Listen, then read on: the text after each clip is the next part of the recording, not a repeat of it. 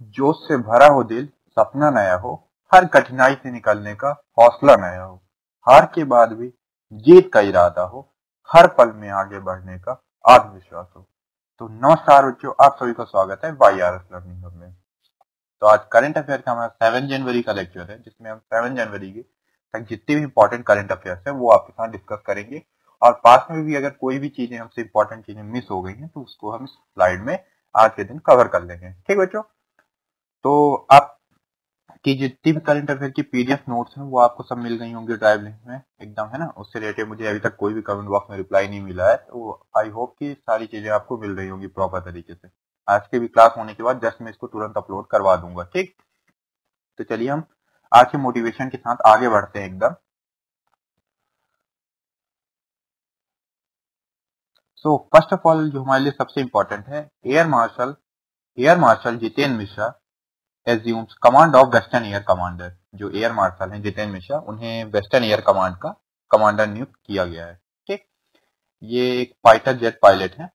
Assume command of the Indian force critical western air command on Wednesday. इन्होंने western air command को, क्योंकि क्या जो हमारी वेस्टर्न पश्चिमी सीमा है ना, वो बहुत ही हमारे लिए इंपॉर्टेंट है, बहुत क्रिटिकल है। ठीक, तो इनको 3000 आवर्स ऑफ फ्लाइंग एक्सपीरियंस है। Air marshal Mishra brings extensive expertise to this key position. इस की पोजीशन के लिए उनके पास ना एक अलग से एक्सपर्टीज। देखिए, जब हम किसी इंसान को बहुत इंपॉर्टेंट पद सौंपते हैं, ठीक, सपोज दैट आप स्कूल में हो, आप ठीक, आपको क्लास का मॉनिटर बनाया गया, तो आपको क्लास का मॉनिटर आपकी काबिलियत के हिसाब से तो बनाया गया होगा। ठीक, या तो आप वो आपका स्टडी बैकग्राउंड देखा गया होगा, या तो आपका फ्रेंड सर्कल देखा गया होगा कि ये कैपेबल है कि नहीं, सबको, है ना, सबको कंबाइन ग्रुप में बना के लेके चल सकता है कि नहीं। ऐसी ही चीजें होती है जब हम किसी इंसान को किसी इंपॉर्टेंट पद को सौंपते हैं, तो हमें ये सारी चीजें, उसकी जो एक्सपर्टीज होती है, बैकग्राउंड होता है, ये हमें देखना पड़ता है। तो इसी तरह यहाँ पे जो जितेंद्र मिश्रा जी हैं, उनको वेस्टर्न एयर कमांड नियुक्त किया गया है कमांड। ठीक है, सेकेंड है, India to establish 69th railway division in Jammu. भारत 69th रेलवे डिवीजन स्थापित कर दिया है, कहाँ, जम्मू में। The union ministry of railways has announced the establishment of its 69th railway division in Jammu under the northern railway zone. ये जो जम्मू डिवीजन है वो किसके अंडर में आएगा, नॉर्दर्न रेलवे जोन के। तो यहाँ पे हमारे लिए 2-3 क्वेश्चन इंपॉर्टेंट है। पहला, जो हमारा 69th कमांड बना है वो कहाँ बना है, जम्मू में बना है। ठीक, देन हमारे लिए क्या है कि ये किसके अंदर में आएगा, नॉर्दर्न रेलवे जोन, NRZ। ठीक, और एक क्वेश्चन मैं आपसे पूछ रहा हूँ, जो मिनिस्टर ऑफ रेलवेज कौन है, मिनिस्टर ऑफ रेलवेज हैं अश्विनी वैष्णव। कौन है, अश्विनी वैष्णव साहब। ठीक है ना, ये हमारे मिनिस्टर ऑफ रेलवेज है। The new division aims to enhance operational efficiency and strength rail connectivity in the region. इससे क्या होगा, जब नया डिवीजन क्रिएट होगा तो जो जम्मू कश्मीर की एफिशिएंसी है रेलवे की, वो बढ़ेगी, और इससे स्ट्रेंथ और रेल कनेक्टिविटी उस रीजन में ज्यादा से ज्यादा बढ़ पाएगी। ठीक, जैसे देखो, ऐसे समझो इसको कि मान लो किसी एरिया में आप हो, ठीक है, मान लो ये आपका घर है, इस मोहल्ले के आप रहते हो, है ना। दूसरे मोहल्ले में आपको कुछ काम है, ठीक, मतलब वो समझ लो कि बहुत दूर है। तो क्या है कि आप वहां कुछ आपको काम होगा, तो आप जाओगे तो अपने से एक्सप्लोर करोगे, हर चीज समझना पड़ेगा, तो आपको डिफिकल्टी होगी। लेकिन अगर आपका फ्रेंड है कोई उस एरिया का, तो वो चीजों को समझता है, तो आपका कोई भी काम आसानी से हो जाएगा, है ना। कोई भी शॉप आपको ढूंढनी तो वो बता देगा कि चलो भाई यहाँ से यहाँ चलते हैं, यहाँ पे शॉप मिल जाएगी। ठीक, इसी तरह होता है, जब तक हमारी प्रेजेंस ही वहां नहीं रहेगी तो हम कैसे रेल कनेक्टिविटी और एफिशिएंसी बढ़ा पाएंगे। इसलिए डिवीजन बनाना ये बहुत पुरानी मांग थी। Next, PM Modi lays foundation stone for central Ayurveda research institute. Central Ayurveda research institute AIIMS की तरह होता है, जैसे एम्स होता है ना, all India institute of medical science, वैसे ये होते हैं। ये आयुर्वेदा की रिसर्च करते हैं ना, और हेल्थ केयर सर्विस से आयुर्वेद से रिलेटेड चीजें देखते हैं। तो पढ़ लेते हैं हम क्या है इसमें important. Prime minister Narendra Modi recently laid the foundation stone for the central Ayurveda research institute in Delhi. इसकी स्थापना कहाँ पे की जा रही है, इसके सेंटर हैं बहुत सारे, हर जगह सेंटर है। तो इसकी जो अभी नया सेंटर बनाया जा रहा है वो कहाँ, दिल्ली में। हमारा फोकस होगा कि हम आयुर्वेद रिसर्च को इनहेंस कर सकते हैं और हेल्थ केयर सर्विसेज को बढ़ा सकते हैं। ठीक, आयुर्वेद ना इंडिया का एक बहुत पुराना पार्ट है। हम अपने एंशियंट हिस्ट्री से देखते आ रहे हैं कि आयुर्वेद का बहुत मेजर रोल है, इसलिए हमें इनिशिएटिव लिया गया है। Fourth one is, Lok Sabha speaker Om Birla inaugurated the panchayat से पार्लियामेंट 2.0 इनिशिएटिव ऑन जनवरी 6 2025। ठीक, हमारे जो लोकसभा के स्पीकर हैं वो कौन है? ओम बिरला। ठीक, और आप लोगों को ये बताना है, आप लोग क्या, मैं ही बता देता हूँ ये, नहीं तो आप तो फिर भूल गए। आपसे मैं पूछता तो हूँ लेकिन आप लोगों का कमेंट में रिप्लाई मुझे नहीं मिलता है। ठीक, तो पढ़ाई को हमेशा सीरियस लेके हमें करना पड़ेगा। जो भी चीजें मैं आपके साथ डिस्कस कर रहा हूँ, कब कहाँ कैसे क्वेश्चन आ जाए ये आपको भी नहीं पता है करंट अफेयर में। इसलिए जब आपके साथ कोई मेंटर आपको गाइड कर रहा है तो ये इंपॉर्टेंट होता है कि आप उसकी बात सुने। ठीक, मेजर प्रॉब्लम जो होता है सिलेक्शन से कहाँ चूक होती है। देखो मेहनत तो सब करते हैं, सब पढ़ाई कर रहे हैं इस समय, है ना, हर वीडियो लेक्चर एकदम प्रॉपर अटेंड, नोट्स बन रही, सब कर रहे हैं, लेकिन फॉलो वहां पे होता है। सिलेक्शन से वही जो आता है जो एक टीचर पे भरोसा नहीं रखता। अगर आपको अपने टीचर पे ही भरोसा नहीं है तो फिर आप सिलेक्शन कहाँ से होगा? आप तो पहला ही स्टेप फेल कर गए। भाई अपने टीचर पे तो भरोसा रखो, जब वो आपको पढ़ा रहा है, कोई चीज बता रहा है, एक बार स्टेप उसके साथ रह के तो देखो, फिर आपको खुद रियलाइज होगा कि आप एग्जाम के कितने नजदीक, अपनी डेस्टिनेशन के कितना पास पहुंचते जा रहे हैं। ठीक, तो ये सारी चीजें आपके लिए इंपॉर्टेंट है। लोकसभा स्पीकर कौन है? ओम बिरला। राज्यसभा के कौन है? जगदीप धनखड़। कौन है? जगदीप धनखड़। ये वाइस प्रेसिडेंट भी है। जो वाइस प्रेसिडेंट होता है ना, वो भी वही राज्यसभा का चेयरमैन होता है। सो जो हमारा पंचायत से पार्लियामेंट 2.0 इनिशिएटिव है वो क्या है? The program organize by the national commission for women. ये प्रोग्राम ऑर्गेनाइज किया जा रहा है नेशनल कमीशन ऑफ वुमेन के द्वारा, लेकिन इसका कोलैबोरेशन है लोकसभा सेक्रेटेरिएट से, मिनिस्ट्री ऑफ ट्राइबल अफेयर्स से। क्या है इसमें? जितनी भी इलेक्ट हुई हैं एम्पावर करने के लिए वुमेन रिप्रेजेंटेटिव जो आई हैं शेड्यूल ट्राइब की पार्लियामेंट में, उन जो भी प्रतिनिधित्व करती हैं, जिससे उनको और इन्हेंस किया जा सके, उनकी अंडरस्टैंडिंग को, उन्हें कॉन्स्टिट्यूशनल प्रोविजन बताया जा सके, पार्लियामेंट प्रोसीजर के बारे में बताया जा सके, गवर्नमेंट्स के बारे में बता सके, सारी चीजें उनको समझाई जा सके, है ना, कि चीजें कैसे सरकार में जब आप होते हैं तो कैसे कैसे काम होता है ना, सारे प्रोसीजर, पार्लियामेंट में उनको क्या अधिकार दिए गए हैं, सारी चीजें क्लियर की जा सके। देखिए हम जब किसी भी शेड्यूल ट्राइब कम्युनिटी की बात कर रहे हैं ना, तो ये जनजाति इलाकों से आते हैं, तो ये बहुत पिछड़े, मतलब हम ऐसे बात करें कि नहीं, ये सामान्य नागरिक के साथ जुड़ ही नहीं पाते हैं, इसलिए ये सारे प्रयास लेना जरूरी था। ठीक, तो इसमें आपके लिए इंपॉर्टेंट क्या है कि लोकसभा के स्पीकर ओम बिरला ने क्या इनोग्रेट किया? पंचायत से parliament 2.0 initiative. Date it important नहीं है। ठीक, ये मत सोचना कि जनवरी 6 को लॉन्च हुआ तो हम इसे याद कर रहे हैं, याद कर रहे हैं, नहीं। और सबसे बड़ी बात, याद तो कुछ करना ही नहीं है, हर चीज को पढ़ते समझना है, इसीलिए मैं इतना टाइम लेके समझा रहा हूँ। नहीं तो मैं भी ये कर सकता था कि 100 MCQ लाता। हाँ, पंचायत से पार्लियामेंट 2.0 इनिशिएटिव किसने लॉन्च किया? ओम बिरला। आगे बढ़ो, आगे बढ़ो, आगे बढ़ो। ऐसा क्यों करें भाई? जब मैं डीप में, अब मैं सारी चीजें आपको समझा दिया। ठीक, किसके द्वारा लॉन्च किया गया? NCW के द्वारा। कौन कौन है? लोकसभा सेक्रेटरीट और मिनिस्ट्री ऑफ ट्राइबल अफेयर्स। क्यों इस मतलब स्कीम का मोटिव क्या था? सारी चीजें बता दिए तो आप स्टक हो गए माइंड में, आपको यहीं पे रिवाइज हो गया। आपको बाद में कुछ करना ही है, नोट्स जाके एक बार और पढ़ लेना है बस। ठीक, नोट्स अपने हाथ से ही बनाना कोशिश करना।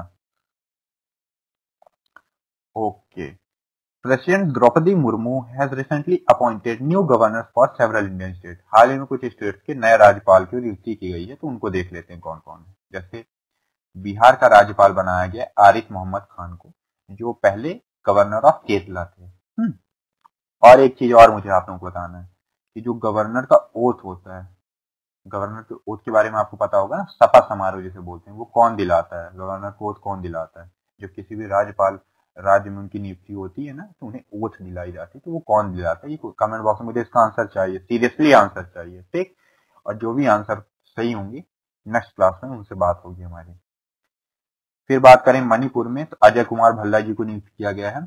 ये फॉर्मर यूनियन होम सेक्रेटरी थे, जिन्हें हाल ही में कहाँ का गवर्नर नियुक्त किया गया? मणिपुर का। मिजोरम का बनाया गया है जनरल BK सिंह जी को। ये पहले केंद्रीय मंत्री भी रह चुके हैं और ये एक्स आर्मी चीफ भी थे।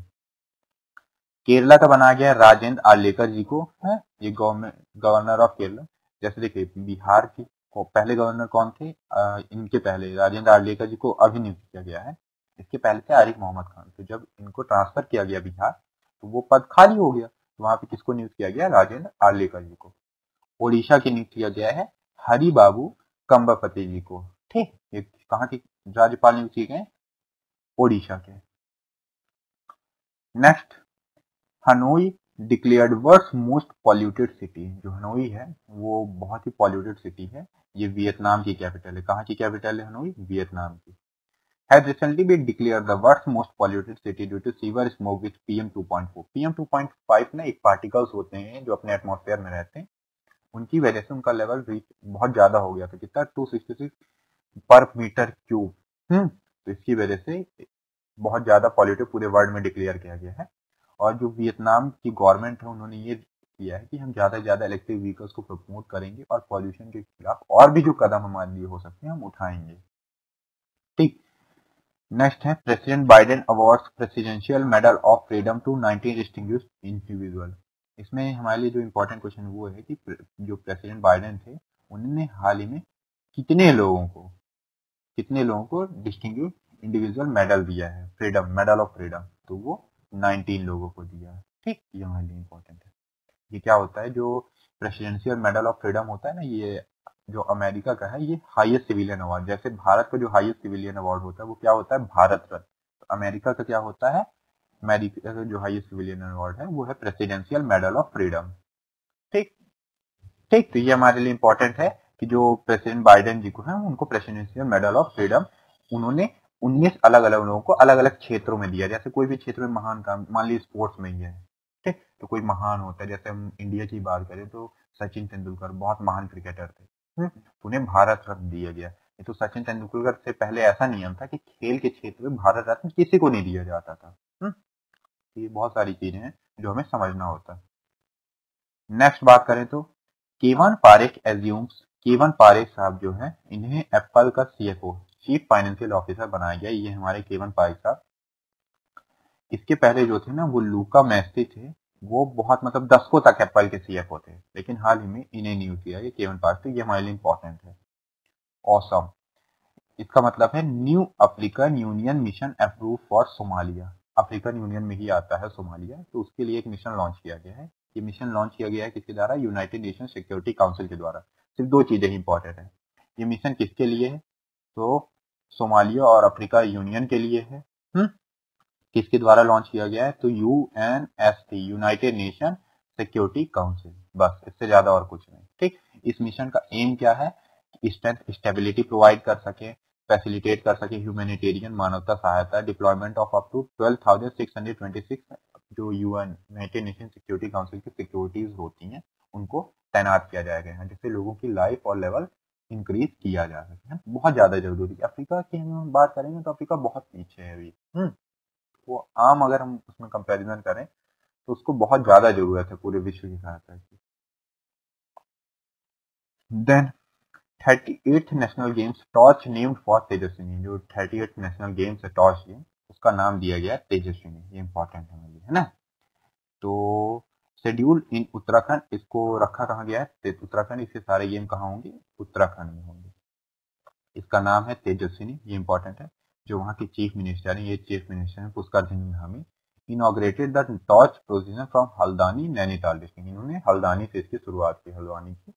ठीक, ये नैनीताल जिले में आता है उत्तराखंड में। तो ये इंपॉर्टेंट, तो तीन चीजें यहाँ से आपकी क्लियर होगी कि स्टैटिक जीके ही आपका क्लियर हो गया कि यूपी के प्राइम मिनिस्टर अगर क्वेश्चन आता है तो आप कह सकते हैं क्या है, क्या है, यूपी के सॉरी प्राइम मिनिस्टर नहीं, चीफ मिनिस्टर हैं पुष्कर सिंह धामी साहब। ठीक है ना। और उत्तराखंड की कैपिटल क्या है, देहरादून। उत्तराखंड की कैपिटल है देहरादून।